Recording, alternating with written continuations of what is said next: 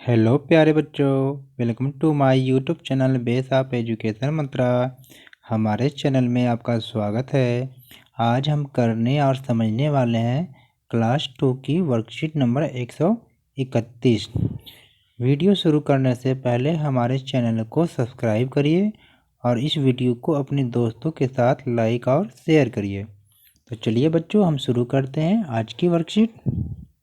शिक्षा निदेशालय की तरफ से दी गई ये कार्यपत्रक नंबर 131 है। ये जो वर्कशीट है ये 14/12/2020 की है। विषय है हिंदी। पाठ्य पुस्तक का नाम है रिमझिम।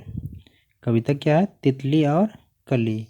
सभी स्टूडेंट यहाँ पर अपना नाम लिखेंगे, यहाँ पर अपने क्लास टीचर का नाम। तो चलिए हम शुरू करते हैं आज की वर्कशीट।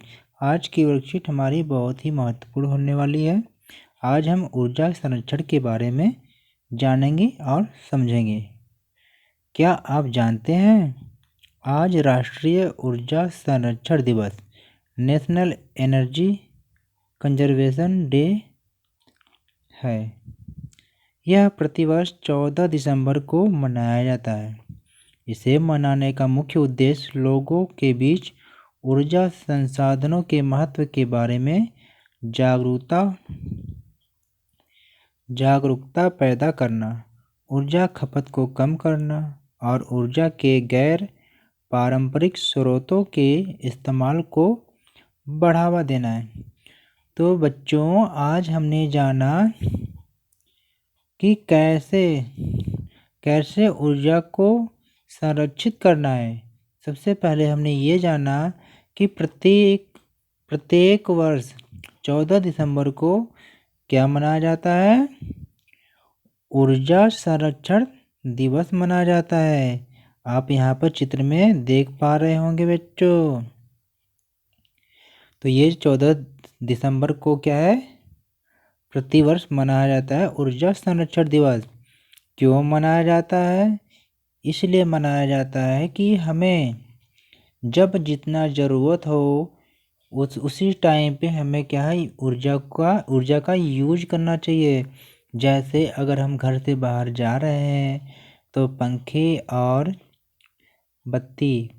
और लाइट की स्विच ऑफ करके जाएं, या जब कोई ज़रूरत ना रहे तो अनावश्यक वस्तुओं को, जो इलेक्ट्रॉनिक हो, जो मतलब कि जो बिजली से चलने वाले हैं, उसके स्विच ऑफ कर दें।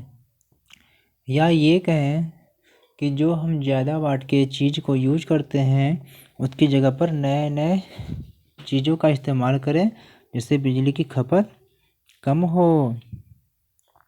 तो चलिए हम आज कुछ नया सीखते हैं। क्या सीखते हैं बच्चों?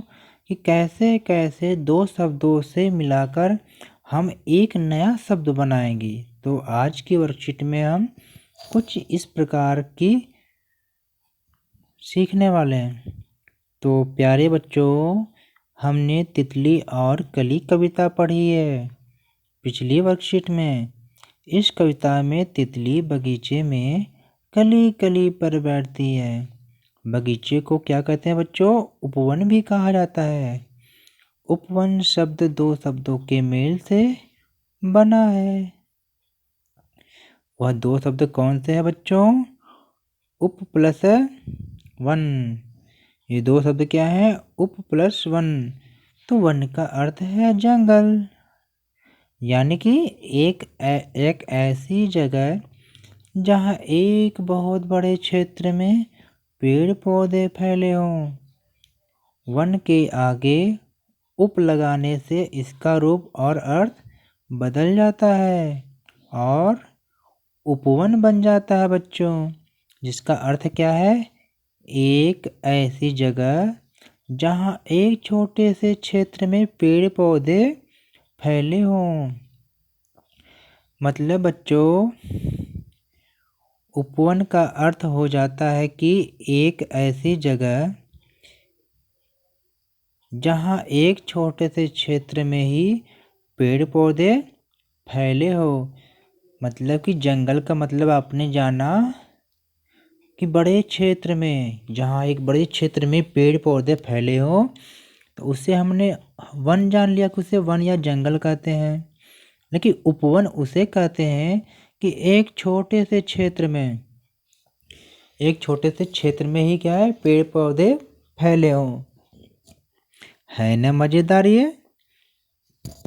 तो चलिए कुछ और शब्दों को जोड़कर नए शब्द बनाते हैं। तो बच्चों हम देख रहे हैं यहाँ पर एक शब्द है खुश।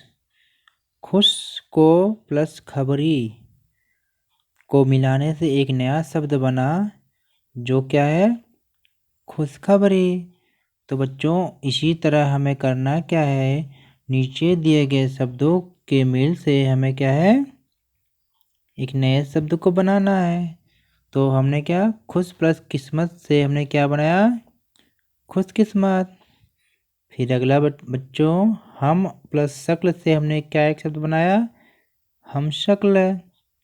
फिर हमने बनाया हम प्लस उम्र से एक नया शब्द को बनाना है, तो हमने बनाया हम उम्र। फिर बच्चों हमें सह प्लस पाठी, इनसे मिलाकर हमें क्या बनाना है, सहपाठी। फिर बच्चों हमने सह प्लस यात्री, इन दो शब्दों को मिलाकर हमने एक शब्द बनाना है, तो क्या बनेगा, सहयात्री। ना और लायक, ना और लायक शब्दों को मिलाकर हमें एक ऐसा शब्द बनाना है जो नालायक बन जाएगा। फिर ना प्लस समझ, इन दो शब्दों को मिलाकर एक शब्द बनाना है, तो हमने बनाया ना समझ। तो बच्चों हमने देखा यहाँ पर कि दो छोटे से शब्दों को मिलाकर हमने एक बड़े शब्द को बनाया।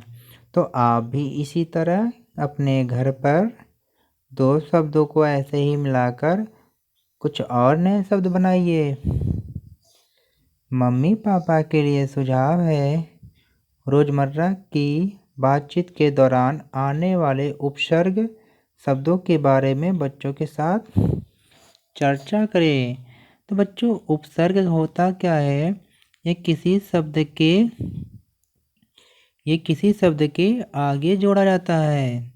जैसे हमने यहाँ पर देखा वन शब्द के आगे हम उपसर्ग को जोड़ दिए, जिससे बन गया उपवन। तो उपसर्ग को हटाने के बाद जो हमारा मूल शब्द बचता है, मूल शब्द तो बेटा वन हो गया।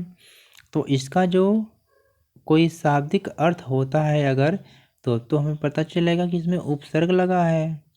जैसे उप को हम अलग कर देंगे तो वर्ण का कोई न कोई अर्थ होना चाहिए, तभी ये पहचान होगा कि इसमें उपसर्ग लगा है कि नहीं।